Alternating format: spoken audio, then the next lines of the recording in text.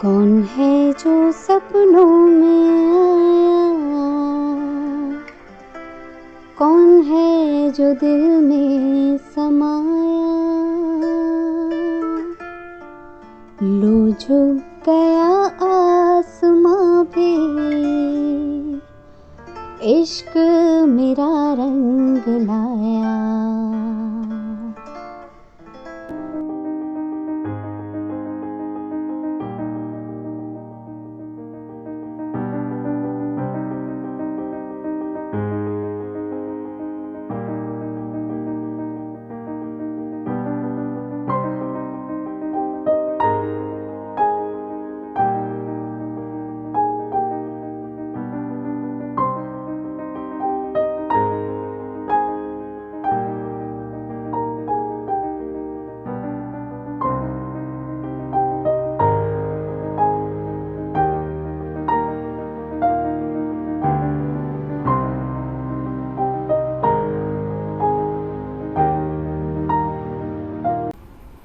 Hello everyone, welcome to my channel. दोस्तों, मेरे channel में आप सभी का स्वागत है और जो भी सब्सक्राइबर है उनका हार्दिक अभिनंदन है। दोस्तों, सबसे पहले मैं बता दे रही हूँ मौसम का हालचाल कि यहाँ मौसम बहुत अच्छा हुआ है। आज सुबह से खूब बादल भी थे। बादल तो हालांकि कल से ही लग रहे थे, लेकिन दोपहर में बहुत तेज धूप हो गई थी कल। आज तो वाह, आप लोग देख ही रहे हैं कितनी अच्छी हवा चल रही है। खिड़की से बहुत प्यारी प्यारी हवा आ रही है। और अब यहाँ पे पेपर में निकला है कि शायद बारिश भी होगी। और हाँ, बहुत सारे लोग पूछते हैं कि आप कहाँ से हैं। हालांकि मैं डिस्क्रिप्शन में लिखती हूँ जबलपुर, लेकिन फिर भी मैं उन लोगों को बता दूं कि मैं जबलपुर मध्य प्रदेश से हूँ। और यहाँ प्री मानसून अभी तक नहीं आया है और कई जगह पे तो बाढ़ वाढ़ आ गई है, लेकिन हमारे यहाँ जो है मानसून नहीं आने की वजह से ठंडक नहीं हो रही थी। लेकिन हो सकता है अब 1-2 दिन में बारिश हो तो थोड़ी राहत मिले हम लोगों को। और राहत के साथ साथ ये उजेला छिन जाएगा, जिससे मुझे एनर्जी मिलती है। मैं हमेशा बोलती हूँ ना कि मुझे उजेला बहुत पसंद है। घर में भी मैं एक कमरे में 3 से 4 लाइट जलाती हूँ, लेकिन मुझे चाहिए रोशनी। मुझे अंधेरा अंधेरा ऐसे देख के ना बड़ी घुटन सी होती है, अंदर से कोफ्त टाइप की होती है। वो क्या डिप्रेशन में लोग जाते हैं ना, वैसा माहौल लगता है। तो मुझे तो पूरी प्रॉपर रोशनी चाहिए है, और प्रकृति से भी और आर्टिफिशियल भी।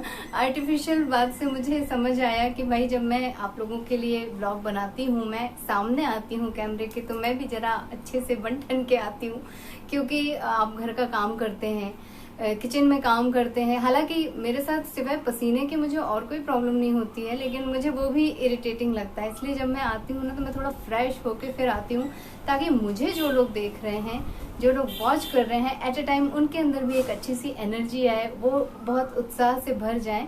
मतलब एक पॉजिटिव वेव उन तक पहुंचे। बस मेरा इतना सा इंटेंशन है। मैं खूबसूरत हूँ, मैं मिस वर्ल्ड हूँ, मैं मिस इंडिया हूँ, मैं ऐसा वैसा, ये दिखाना मेरा उद्देश्य नहीं होता है। दोस्तों, मैं भी जिन लोगों के ब्लॉग देखती हूँ, मैं उसमें ये देखती हूँ कि वो उनका रहन सहन क्या है, वो किस तरह से लाइफ को एंजॉय कर रहे हैं। अगर कोई डिप्रेशन वाली बात होती है तो मुझे भी अच्छा नहीं लगता है देख के। तो मैं भी यही चाहती हूँ कि मेरे जितने भी सब्सक्राइबर्स हैं, जो भी डेली व्यूअर्स हैं, वो लोग भी पॉजिटिव वेव से भर जाएं।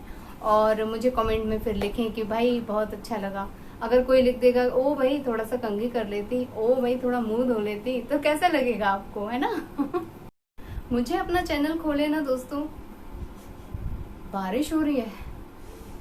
ओ माय गॉड, क्या खुशबू है। 1 मिनट दोस्तों।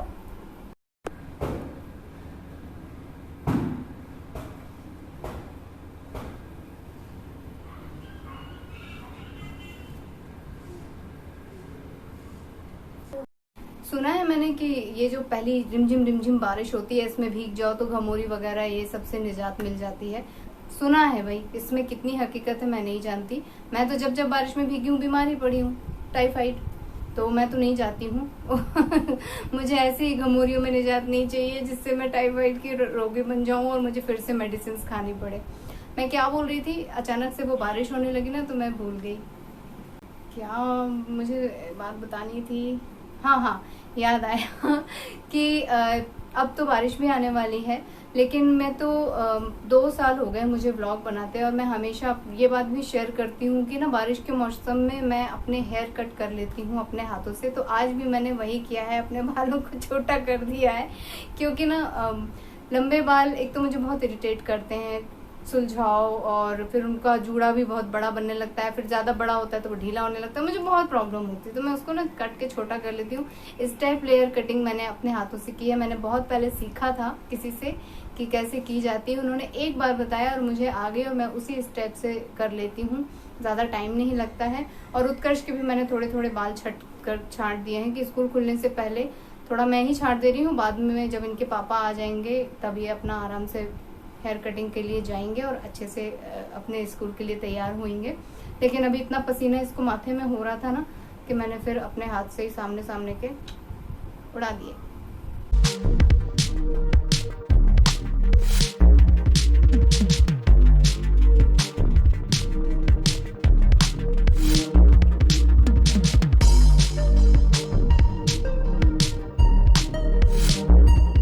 आज मैंने जो है ना घी बनाया है मलाई से, और हमारे यहाँ 2 तरह का दूध आता है, भैंस का और गाय का।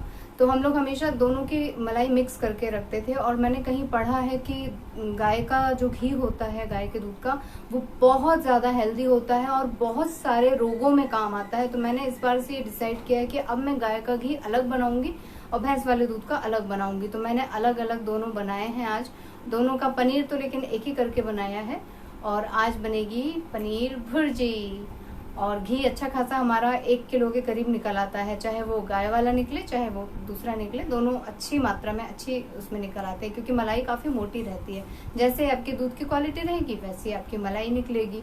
और समहाउ मैंने कहीं सुना था कि वो जब घी बनाते हैं उस टाइम नींबू की पत्तियां डाल देते हैं, नींबू के पेड़ की पत्तियां जो होती है ना वो डालते हैं। मैंने बचपन में अपने बड़े पापा को देखा था, वो हमेशा घी बनाते थे बाहर चूल्हे पे, और वो ना 3-4 पेड़ में से पत्तियां लेके आते थे, धुल के उसको अच्छे से और उसमें डाल देते थे, इतनी अच्छी खुशबू आती थी। तो इस बार मैंने वो एक्सपेरिमेंट भी किया है।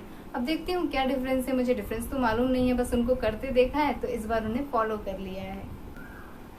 दोस्तों मैं एक बात आप लोगों से और कहना चाह रही थी कि अब इधर काम तो है नहीं, तो मैं थोड़ा सा न्यूज़पेपर भी उठा लेती हूँ। और न्यूज़पेपर में कभी कभी ना ऐसी न्यूज़ आती है जिससे मैं हमेशा दूर भागती हूँ। मैंने अभी हाल ही में पढ़ा था अपने मध्य प्रदेश वाले सेक्शन में कि एक बच्चा जो है पुलिस की भर्ती के लिए ट्रेनिंग के लिए आया था। उसकी उम्र ज़्यादा नहीं थी, 25 साल 20 साल 25 साल ऐसे कुछ एज उसकी थी, और वो रनिंग कर रहा था ट्रेनिंग के दौरान, और उसको अचानक से हार्ट अटैक आया, और वो वहीं का वहीं ऑन द स्पॉट उसके नाक से खून आया, वो वहीं के वहीं एक्सपायर हो गया। वहीं एक और सेक्शन में था कि किसी के घुटने में बहुत ज़्यादा दर्द था, कोई अंकल के बारे में लिखा था, और डॉक्टर उनका लगातार 3 साल से, जो हड्डी वाले डॉक्टर हैं वो ट्रीटमेंट कर रहे थे, और उनको बहुत ज़्यादा प्रॉब्लम हो रही थी। MRI हो गया, जाने क्या क्या हो गया, सारा चेकअप हो गया है, बढ़िया उनका ट्रीटमेंट चल रहा है, लेकिन उनको ज़रा भी आराम नहीं मिला है। और वो कहीं आयुर्वेद या होम्योपैथिक कहीं पे गए थे, जहाँ पे उनको बताया कि आपको गैस की प्रॉब्लम है, जिसकी वजह से आपको ये जोड़ों में दर्द है या घुटने में प्रॉब्लम है। और डॉक्टर ने उनको क्या बता दिया, एलोपैथिक वाले ने, कि कटोरियाँ होती हैं, वो कटोरियाँ घिस जाती हैं, वो बीच में एक दोनों घुटनों के बीच में एक रबड़ होती है, वो रबड़ घिस गई है, ऐसा हो गया वैसा हो गया, जाने क्या क्या। तो मैं भी यही कहूँगी कि हेल्थ तो हम लोगों के हाथ में है। कम से कम 35+ जो लोग हैं वो ध्यान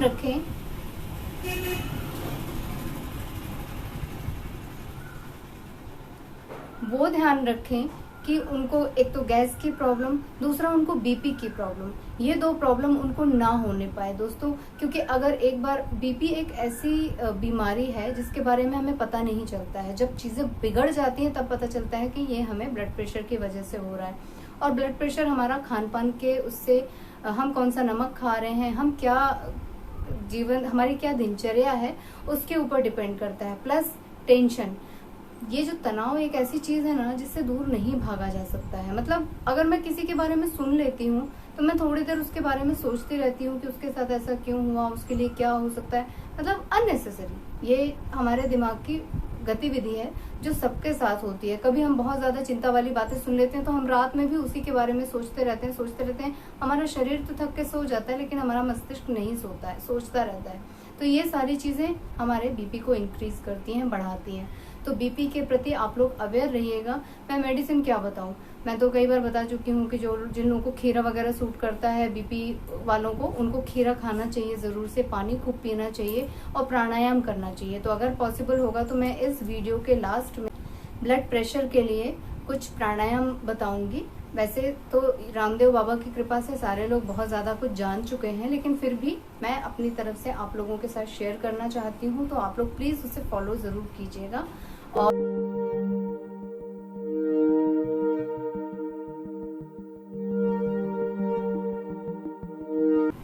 हल्की फुल्की फुहार पड़ी है, झीसी पड़ी हल्की सी, और उसके बाद बादल छटे और सूरज भगवान ने अपने दर्शन दे दिए हैं। अच्छी खासी फिर से धूप हो गई है।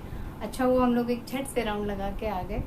और मैं अब इन्हीं बातों के साथ अपना व्लॉग एंड कर रही हूँ, आप लोगों से लेती हूँ विदा।